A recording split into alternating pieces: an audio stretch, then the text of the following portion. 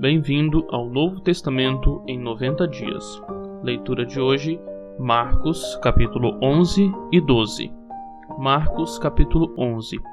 Quando se aproximavam de Jerusalém, de Betfagé e Betânia, junto ao Monte das Oliveiras, enviou Jesus 2 dos seus discípulos e disse-lhes: Ide à aldeia que aí está diante de vós, e logo ao entrar achareis preso um jumentinho, o qual ainda ninguém montou. Desprendei-o e trazei-o. Se alguém vos perguntar: por que fazeis isso? Respondei: o Senhor precisa dele e logo mandará de volta para aqui. Então foram e acharam um jumentinho preso junto ao portão do lado de fora, na rua, e o desprenderam. Alguns dos que ali estavam reclamaram: que fazeis soltando o jumentinho? Eles, porém, responderam conforme as instruções de Jesus. Então os deixaram ir.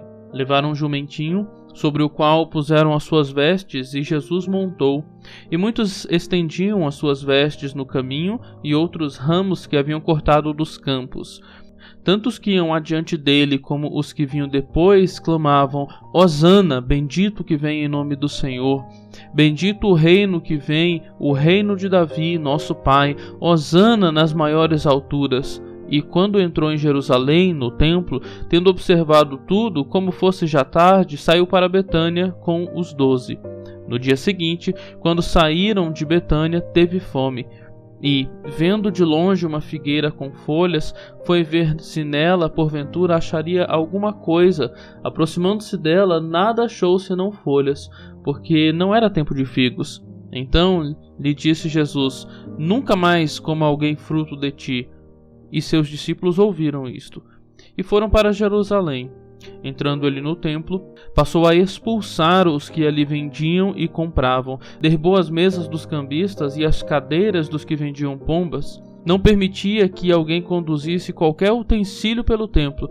Também os ensinava e dizia: Não está escrito: a minha casa será chamada casa de oração para todas as nações? Vós, porém, a tendes transformado em covil de salteadores. E os principais sacerdotes e os escribas ouviam estas coisas e procuravam um modo de lhe tirar a vida, pois o temiam, porque toda a multidão se maravilhava com sua doutrina. Em vindo à tarde, saíram da cidade, e passando eles pela manhã, viram que a figueira secara desde a raiz. Então Pedro, lembrando-se, falou: Mestre, eis que a figueira que amaldiçoaste secou. Ao que Jesus lhe disse: Tende fé em Deus, porque em verdade vos afirmo que, se alguém disser a este monte: ergue-te e lança-te no mar, e não duvidar no seu coração, mas crer que se fará o que se diz, assim será com ele. Por isso vos digo que todo quanto em oração pedirdes, crede que recebestes, e será assim convosco. E quando estiverdes orando, se tendes alguma coisa contra alguém, perdoai, para que vosso Pai Celestial vos perdoe as vossas ofensas. Mas se não perdoardes, também vosso Pai Celestial não vos perdoará as vossas ofensas. Então regressaram para Jerusalém, e, andando ele pelo templo, vieram ao seu encontro os principais sacerdotes, os escribas e os anciãos, e lhe perguntaram: Com que autoridade fazes estas coisas? Ou quem te deu tal autoridade para as fazeres? Jesus lhes respondeu: Eu vos farei uma pergunta. Respondei-me, e eu vos direi com que autoridade faço estas coisas. O batismo de João era do céu ou dos homens? Respondei-me. E eles discorriam entre si: Se dissermos do céu, dirá: então por que não acreditastes nele? Se porém dissermos dos homens, é de temer o povo, porque todos consideravam a João como profeta. Então responderam a Jesus: Não sabemos. E Jesus, por sua vez, lhes disse: Nem eu tampouco vos digo com que autoridade faço estas coisas. Capítulo 12. Depois entrou Jesus a falar-lhes por parábola. Um homem plantou uma vinha e cercou-a de uma sebe, construiu um lagar, edificou uma torre, arrendou-a a uns lavradores e ausentou-se do país. No tempo da colheita, enviou um servo aos lavradores para que recebesse deles dos frutos da vinha. Eles, porém, o agarraram, espancaram e o despacharam vazio. De novo, lhes enviou outro servo, e eles o esbordoaram na cabeça e o insultaram. Ainda outro lhes mandou, e a este mataram. Muitos outros lhes enviou, dos quais espancaram uns e mataram outros. Restava-lhe ainda um, seu filho amado. E este lhes enviou, por fim, dizendo: respeitarão a meu filho. Mas os tais lavradores disseram entre si: este é o herdeiro. Ora, vamos, matemo-lo, e a herança será nossa. E agarrando, o mataram e o atiraram para fora da vinha. Que fará, pois, o dono da vinha? Virá, exterminará aqueles lavradores e passará a vinha a outros. Ainda não lestes esta escritura? A pedra que os construtores rejeitaram, essa veio a ser a principal pedra angular. Isso procede do Senhor e é maravilhoso aos nossos olhos? E procuravam prendê-lo, mas temiam o povo, porque compreenderam que contra eles proferira esta parábola. Então, desistindo, retiraram-se. E enviaram-lhe alguns dos fariseus e dos herodianos para que o apanhassem em alguma palavra. Chegando, disseram-lhe: mestre, sabemos que és verdadeiro e não te importas com quem quer que seja, porque não olhas a aparência dos homens. Antes, segundo a verdade, ensinas o caminho de Deus. É lícito pagar tributo a César ou não? Devemos ou não devemos pagar? Mas Jesus, percebendo-lhes a hipocrisia, respondeu: por que me experimentais? Trazei-me um denário para que eu o veja. E eles lhe trouxeram. Perguntou-lhes: de quem é esta efígie e inscrição? Responderam: de César. Disse-lhes então Jesus: dai a César o que é de César, e a Deus o que é de Deus. E muitos se admiraram dele.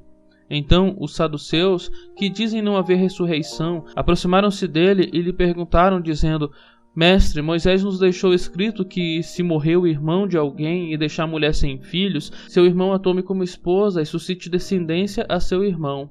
Ora, havia 7 irmãos. O primeiro casou e morreu sem deixar descendência. O segundo desposou a viúva e morreu também sem deixar descendência. E o terceiro da mesma forma. E assim os 7 não deixaram descendência. Por fim, depois de todos, morreu também a mulher. Na ressurreição, quando eles ressuscitarem, de qual deles será ela a esposa? Porque os 7 a desposaram. Respondeu-lhes Jesus: não provém o vosso erro de não conhecerdes as Escrituras nem o poder de Deus? Pois quando ressuscitarem de entre os mortos, nem casarão, nem se darão em casamento, porém são como os anjos dos céus. Quanto à ressurreição dos mortos, não tendes lido no livro de Moisés, no trecho referente à sarça, como Deus lhe falou: eu sou o Deus de Abraão, o Deus de Isaque e o Deus de Jacó? Ora, ele não é Deus de mortos, e sim de vivos. Laborais em grande erro. Chegando um dos escribas, tendo ouvido a discussão entre eles, vendo como Jesus lhes houvera respondido bem, perguntou-lhe: qual é o principal de todos os mandamentos? Respondeu Jesus: o principal é: ouve, ó Israel, o Senhor nosso Deus é o único Senhor. Amarás, pois, o Senhor teu Deus de todo o teu coração, de toda a tua alma, de todo o teu entendimento e de toda a tua força. O segundo é: amarás o teu próximo como a ti mesmo. Não há outro mandamento maior do que estes. Disse-lhe o escriba: muito bem, mestre, e com verdade disseste que ele é o único, e não há outro senão ele, e que amar a Deus de todo o coração e de todo o entendimento e de toda a força, e amar ao próximo como a si mesmo, excede a todos os holocaustos e sacrifícios. Vendo Jesus que ele havia respondido sabiamente, declarou-lhe: não estás longe do reino de Deus. E já ninguém mais ousava interrogá-lo. Jesus, ensinando no templo, perguntou: como dizem os escribas que o Cristo é o filho de Davi? O próprio Davi falou pelo Espírito Santo: disse o Senhor ao meu Senhor: assenta-te à minha direita, até que eu ponha os teus inimigos debaixo dos teus pés. O mesmo Davi chama-lhe Senhor. Como, pois, é ele seu filho? E a grande multidão o ouvia com prazer. E ao ensinar, dizia ele: guardai-vos dos escribas que gostam de andar com vestes talares e das saudações nas praças, e das primeiras cadeiras nas sinagogas e dos primeiros lugares nos banquetes, os quais devoram as casas das viúvas e, para o justificar, fazem longas orações. Estes sofrerão juízo muito mais severo. Assentado diante do gasofilácio, observava Jesus como o povo lançava ali o dinheiro. Ora, muitos ricos depositavam grandes quantias. Vindo, porém, uma viúva pobre, depositou 2 pequenas moedas correspondentes a 1 quadrante. E, chamando seus discípulos, disse-lhes: em verdade vos digo que esta viúva pobre depositou no gasofilácio mais do que o fizeram todos os ofertantes, porque todos eles ofertaram do que lhes sobrava. Ela, porém, da sua pobreza deu tudo quanto possuía, todo o seu sustento. Tenham todos um ótimo dia.